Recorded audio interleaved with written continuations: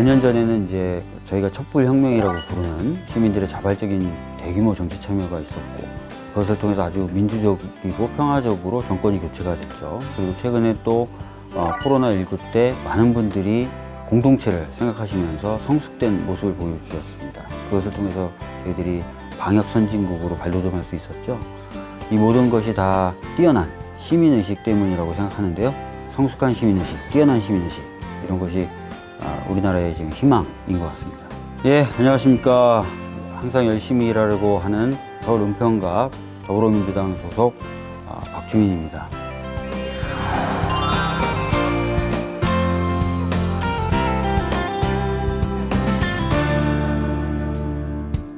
지금 막 떠오르는 대로 말씀을 드린 건데, 슬픔, 분노, 열정, 이 세 가지 키워드를 좀 말씀드리고 싶은데요. 학생 운동할 때나 아니면은 변호사가 된 뒤에 사회 운동을 했을 때 좀 슬퍼하시는 분들 옆에 많이 있었던 것 같아요. 힘들고 어려우신 분들을 많이 봐왔고, 그런 분들이 느끼시는 슬픔을 저도 같이 느끼려고 노력을 많이 했고, 또 실제로 느끼기도 했고요. 억울한 일을 당하신 분들, 변호하려고 노력을 많이 했었었는데, 그렇게 억울한 일을 당하시는 분들이 느끼는 슬픔? 그런 것들이 어떻게 보면은 지금의 저를 만드는데 좀 많이 기여를 한 것 같아요. 그런 슬픔하고 이제 당연히 좀 연결되는 게 이제 두 번째 키워드인 분노입니다. 뭐냐면은 제가 봤을 때는 뭔가 조금만의 제도적인 개선 또는 어떤 배려 뭐 이런 것들만 있어도 그런 일이 아예 발생하지 않을 수도 있었다라고 생각을 하는데, 그런 것들이 잘 안 됐었던 부분에 대해서 또 제가 화가 많이 났었던 것 같아요. 그런 어떤 화나 뭐 이런 것들이 또 제가 정치를 하게 만드는데 큰 동력이 됐었던 것 같습니다. 그리고 열정이라고 말씀드렸던 거는 그런 슬픔도 느꼈고 분노도 느꼈으니까 실질적으로 뭔가 사회를 바꾸고 싶겠죠. 그래서 정치인이 됐으니까 그런 책임을 다하기 위해서 좀 더 열심히 하려고 합니다. 그러니까 누가 봐도 좀 부끄럽지 않게 그런 열심히 하려는 거를 좀 표현해 볼 수 있는 단어가 열정인 것 같아서 열정이라고 제가 선택을 해봤습니다. 고등학교 때까지는 사실 뭐 별다른 고민이 없었고, 공부를 열심히 해서 좋은 대학 가야지 정도의 생각, 좋은 성적을 받아서 나의 어떤 존재 의의를 삼거나 또는 자랑을 하거나 이런 생각밖에 없었어요. 그런 것들을 좀 반성하고 싶어서 대학에 들어가서는 전에 제가 해보지 않았다거나 기피했던 일들을 좀 찾아다니면서 많이 하게 되고, 다른 분들에게 도움이 되는 일을 해야 되겠다는 생각이었어요. 또 실제로 그런 일을 할 때 제가 또 제일 기뻤고, 자연스럽게 제 몸에 이제 뭔가 좀 젖어들었다라고 말씀을 드릴 수 있을 것 같은데, 내가 이왕 사회운동을 뭔가 하고 사람들에게 뭔가 도움이 되는 일을 하려고 하면은 내가 변호사 자격증을 가지고 하면 어떨까. 그래서 이제 군대를 갔다 와서 사실 준비해서 이제 패스해서 연수원에 들어가고 변호사가 된 거죠. 돈 버는 일도 했지만 변호사가 돼서 역시 다른 사람을 돕는 공익소송이나 공익활동들을 계속 하게 된 거고, 그러다 보니까 또 이렇게 정치도 하게 된 거고, 이렇게 된 것 같아요. 네.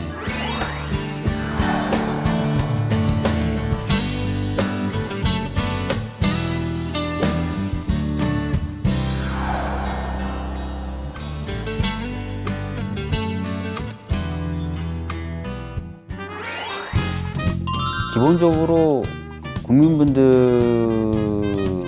삶을 나아지게 만드는 게 저는 역할이라고 생각합니다. 욕도 많이 먹죠.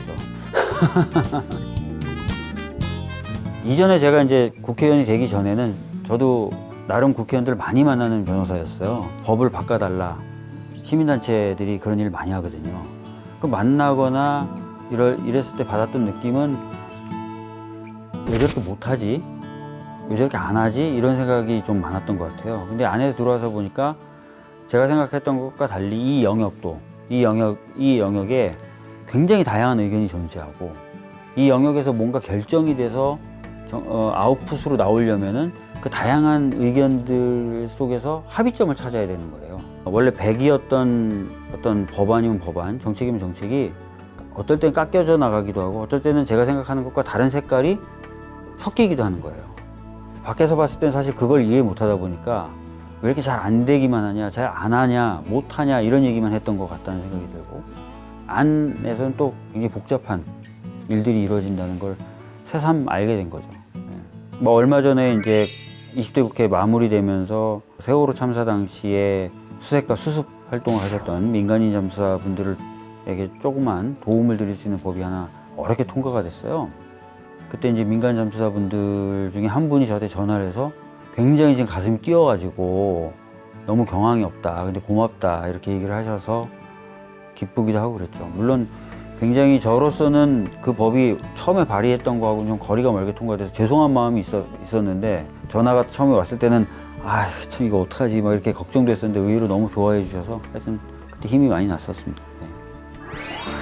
네. 20대 국회는 이제 아까 말씀드렸던 대로 박근혜 전 대통령의 탄핵이라든지 공수처법 통과라든지 이렇게 굵직굵직한 일들을 했었어요. 근데 반면에 국회 자체의 생산성이라는 측면에서 보면은 그렇게 높진 않았습니다. 법안 통과에 있어서는 그렇게 많은 성과를 내지 못했다는 평가도 받거든요. 근데 실제 최근에 했던 상황들을 보면은 코로나19 때문에 당장 국회가 해야 되는 일도 많고 또 코로나19 이후에 변화되는 어떤 사회 질서, 세계 질서에 우리가 적응하고 그걸 또 선도하기 위해서는 또 만들거나 바꿔야 될 법이 굉장히 많습니다. 많은 일들을 해나가야 되는 상황이기 때문에 20대 국회는 진짜 일하는 국회가 돼야 된다 이렇게 생각하고 있습니다.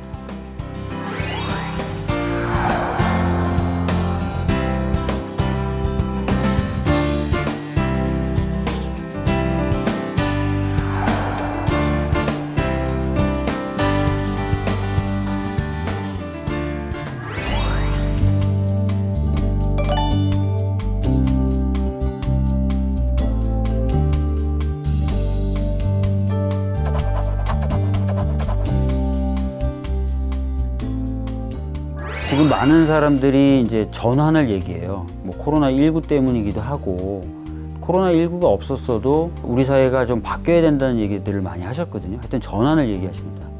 근데 그 전환의 그러면 핵심적인 키워드 또는 방향은 뭐냐, 구체적인 두 가지를 전 들 수 있을 것 같아요. 하나는 혁신이고 하나는 포용입니다. 경제적, 산업적 측면에서도 혁신이 필요하고 다양한 방면에서 사회가 좀 혁신돼야 될 부분들이 있어요.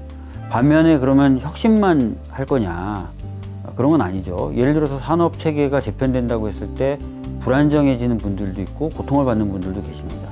그리고 또 전반적으로 우리 사회는 격차가 굉장히 많이 벌어져 있는 사회이기 때문에 또 힘들어하시는 분들도 계세요. 그래서 포용이라는 것도 필요합니다. 또 포용과 혁신은 또 상호 보완작용이 있어요. 사회가 포용성이 커지면 혁신이 더 잘 이루어집니다. 그리고 이런 전반적인 과정이 이 한반도에 평화가 없으면 유지가 될 수가 없고 진행이 될 수가 없어요. 맨날 전쟁 위협 속에서 무슨 변화를 얘기하고 무슨 혁신을 얘기하고 무슨 포용을 얘기하겠습니까? 그래서 평화라는 게 토대가 돼야 된다라는 차원에서 이렇게 도식으로 그려봤습니다. 4년 후 자기에게 마치 뭔가 진행된 걸 가정하에 항상 이 바닥이 참 어렵기도 하고 위험하기도 하고 자유도 없고 신경 써야 될 것도 많고 머리도 복잡하게 하고 한다고 했는데 나름 잘 버텼다. 그리고 잘했어. 고생 많았고 가족들에게 못한 것 좀 잘해라. 건강 좀 신경 쓰고 소주나 한잔 하자.